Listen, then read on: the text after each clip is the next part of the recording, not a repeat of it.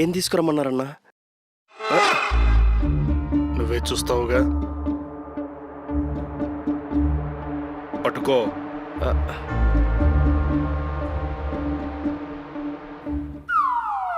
అమ్మయ్యా, కేకా? మరి ఇంకేమనుకున్నావు? ఇంటికి తీసుకొచ్చి చంపేస్తా అనుకున్నావు నాగమణి? నిజంగా అదే అనుకున్నావు నాగమణి? అవునన్నా. నిన్నెందుకు చంపుతాను నాగమణి? నా ₹1,00,00,000 నీ దగ్గర ఉన్నాయిగా. ₹1,00,00,000 ఉన్నాయి కదా అన్నా. అది లేవా? నాకు తెలిసి కొంచెం వాడుకొని ఉంటాడు అన్న. నీకు ముందే చెప్పాగా నాగమణి, ఇక ఏదైనా అవసరం ఉంటే వాడుకోమని. సర్లే, ఎంత వాడావు? 1,00,000 అన్నా. ఓ, 1,00,000గా పోనీ. అన్నా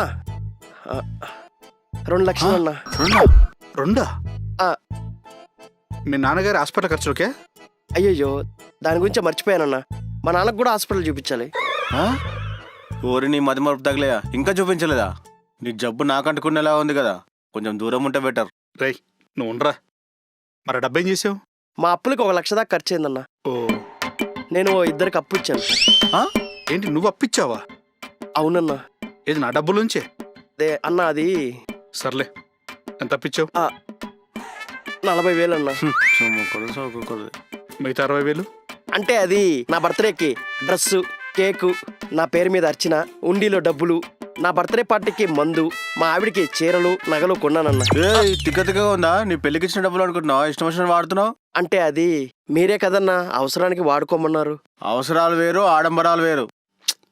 రేయ్, నువ్వు ఊరుకో.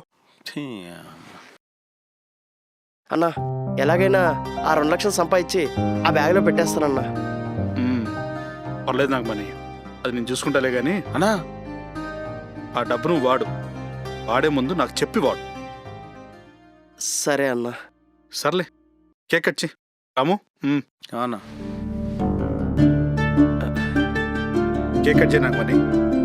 Ajay, happy birthday Nagamani, happy birthday Nagamani, happy birthday Nagamani, happy birthday to you. ఏ నాగమణి, అన్న కేక్ పెట్టు. టెన్షన్లో మర్చిపోయానన్నా. టెన్షనా? నీకేం టెన్షన్? నా లైఫ్లో ఇప్పటి వరకు ఒక కేక్ కూడా కట్ చేయలేదన్నా. ఫస్ట్ టైం ఈరోజు 2 కేకులు కట్ చేశానన్నా.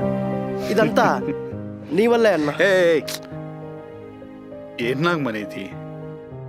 నువ్వు నాకు ఎంత పెద్ద సహాయం చేసావు తెలుసా? నీకోసం ఏమాత్రం చేయలేనా?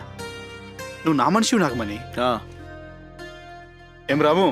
అన్నా, సరే, వెళ్ళి సరుకు తీసుకుంటారా. సరే అన్నా.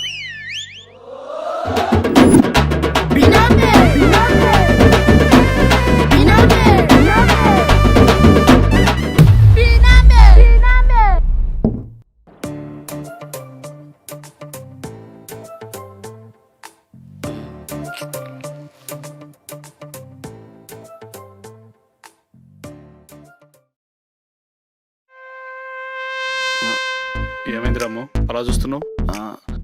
అన్నా, నువ్వు ఎలక్షన్ అయిపోయి తాగనన్నావుగా అన్నా? అవును అన్నాను కదా. మరి